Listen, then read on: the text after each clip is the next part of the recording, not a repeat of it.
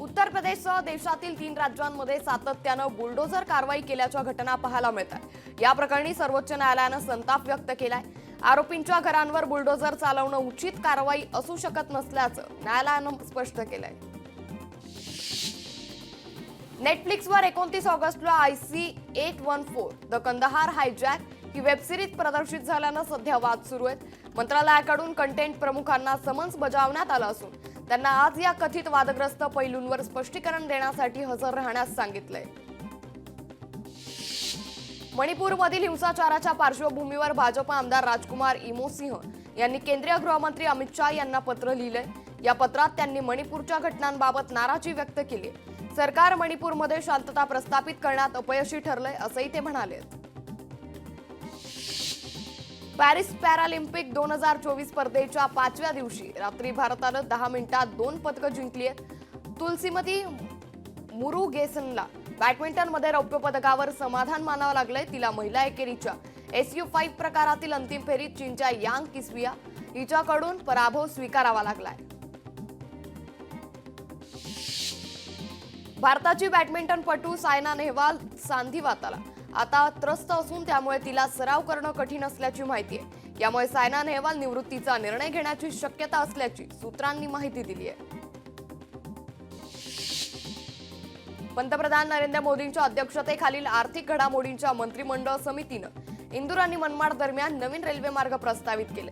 यासाठी 18,036 कोटींचा खर्च अपेक्षित आहे। या मार्गामुळे कनेक्टिव्हिटी आणि गतिशीलता सुधारल्याचं केंद्राकडून सांगण्यात येत आहे। हरियाणात आपसोबतच्या युतीला राहुल गांधींनी पाठिंबा दिलाय। हरियाणा निवडणुकीबाबत काँग्रेसची बैठक पार पडली असून विधानसभेच्या 49 जागांवर विचार मंथन तर 34 उमेदवारांची नावं निश्चित करण्यात आली आहे। महाराष्ट्रात आज उद्या जोरदार पावसाचा इशारा देण्यात आलाय। परभणी, नांदेड, हिंगोली जिल्ह्याला रेड अलर्ट जारी करण्यात आला असून विदर्भातील सर्वच जिल्ह्यांना येलो अलर्ट देण्यात आला आहे। एसटी कर्मचाऱ्यांनी आजपासून पुन्हा संपाचं हत्यार उपसलंय। शासकीय कर्मचाऱ्यांप्रमाणे वेतन देण्याच्या मागणीसाठी कर्मचारी राज्यव्यापी संपावर जाण्याच्या तयारीत आहेत। शरद पवार आज कोल्हापूर दौऱ्यावर आहेत। शरद पवार सकाळी 10 वाजता संगीत सूर्य केशवराव भोसले नाट्यगृहाला भेट देतील। तसंच दुपारी पवारांच्या उपस्थितीत राष्ट्रवादी शरदचंद्र पवार पक्षाचा पक्षप्रवेश पार पडणार आहे। आदित्य ठाकरे आजपासून मराठवाड्यातील नुकसानग्रस्त भागाचा दौरा करणार आहेत। अतिवृष्टीमुळे झालेल्या नुकसानीची बांधावर जाऊन पाहणी करत शेतकऱ्यांशी संवाद साधणार आहेत। आज राष्ट्रपती द्रौपदी मुर्मू यांच्या हस्ते वरिष्ठ सभागृहाची आवश्यकता आणि महत्त्व या ग्रंथाचं प्रकाशन होणार आहे। यावेळी उत्कृष्ट संसदपटू आणि उत्कृष्ट भाषण पुरस्कार प्रदान करण्यात येईल। विधान भवनात हा कार्यक्रम पार पडणार आहे।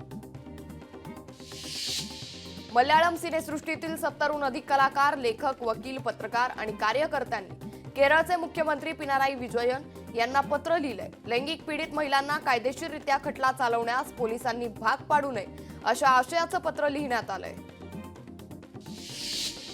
नवी मुंबईतील ऐरोली मतदारसंघातून काँग्रेसची जोरदार मोर्चे बांधणी सध्या सुरू आहे। काहीतरी कर नवी मुंबई कर अशी चळवळ सुरू करत काँग्रेसनं मोर्चे बांधणी सुरू केली आहे।